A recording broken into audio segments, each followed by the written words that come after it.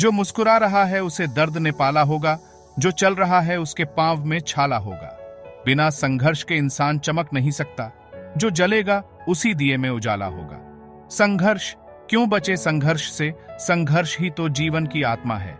जितना कठिन संघर्ष होगा उतनी ही शानदार जीत होगी। एक बार एक किसान भगवान से बहुत ही नाराज हो गया। किसान बहुत मेहनती था। बहुत मेहनत से वह खेतों में अनाज उगाता, उसकी देखभाल करता, पर अक्सर उसकी फसल खराब हो जाती। कभी सूखा पड़ जाता, कभी बाढ़ आ जाती, कभी तेज धूप, कभी आंधी, कोई न कोई कारण बन ही जाता कि उसकी फसल खराब हो जाती। एक दिन वह किसान गुस्से में आसमान की ओर देखकर भगवान से कहा, हे ईश्वर, आपको लोग सर्वज्ञाता मानते हैं कि आप सब जानते हैं। कहते हैं कि आपकी इच्छा के बिना एक भी पत्ता नहीं हिलता, पर मुझे तो लगता है कि आप छोटी सी छोटी बात भी नहीं जानते। आपको तो ये भी नहीं पता कि खेती बाड़ी कैसे करते हैं।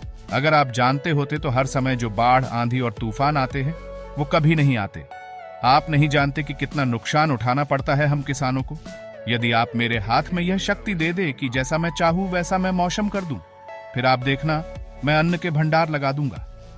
भगवान इस किसान के तीखे वाक्य सुनकर मुस्कुरा रहे थे और वह किसान के सामने प्रकट होकर बोले, मैं आज से तुझे यह शक्ति देता हूं कि तुम अपनी खेतों पर तुम्हारी जैसी इच्छा हो तुम वैसा मौसम कर दोगे।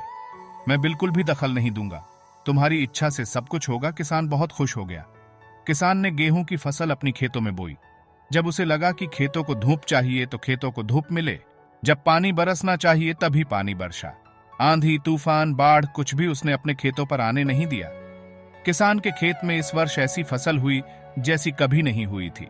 हरी भरी लहलहाती फसल। मन ही मन वह बहुत खुश हो गया और सोचने लगा, अब सबूत के साथ दिखाऊंगा भगवान को कि इसे कहते हैं शक्ति का सही उपयोग।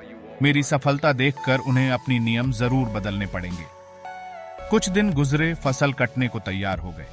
किसान बहुत उत्सुकता के साथ फसल को काटने लगा, पर जैसे ही उसकी नजर गेहूं की बालियों पर गया तो उसने अपना सिर पीट लिया और वह रोने चिल्लाने लगा। गेहूं की एक भी बाली के अंदर गेहूं का दाना नहीं था। सारी बालियां अंदर से खाली थी। किसान बहुत दुखी हो गया। उसने भगवान को रोते हुए फिर पुकारा, हे प्रभु, तुमने ये मेरे साथ क्या किया? क्या तुमने मुझे कोई सजा दी? भगवान बोले, पुत्र, ये तो होना ही था। तुमने पौधों को संघर्ष करने का मौका ही कहा दिया। ना तो तुमने उन्हें आंधियों से जूझने दिया, ना तेज बारिश से सहने दिया और ना ही धूप में तपने दिया। एक भी चुनौती का सामना तुमने उन्हें नहीं करने दिया। इसीलिए सारे पौधे अंदर से खोखले रह गए।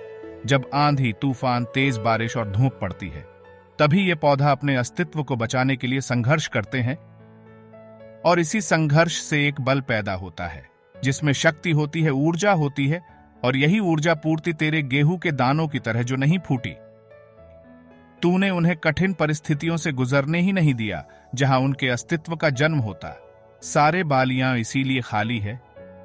इसमें एक भी गेहूं का दाना इसलिए नहीं है क्योंकि तुमने अपने पौधों को संघर्ष कराया ही नहीं। याद रखिए, स्वर्ण में सवर्णीय आभा तभी आती है जब वह आग में तपने, गलने और हथौड़े से पीटने जैसे संघर्षों से गुजरता है। कोयले का टुकड़ा हीरा तभी बनता है जब वह उच्च दाब और उच्च ताप की मुश्किल परिस्थितियों से गुजरता है। इसी तरह यदि हमारी जिंदगी में कोई संघर्ष ही ना हो, कोई चुनौती ही ना हो, तो हम भी गेहूं की बालियों की तरह खोखले रह जाएंगे। कोई अस्तित्व नहीं होगा हमारा।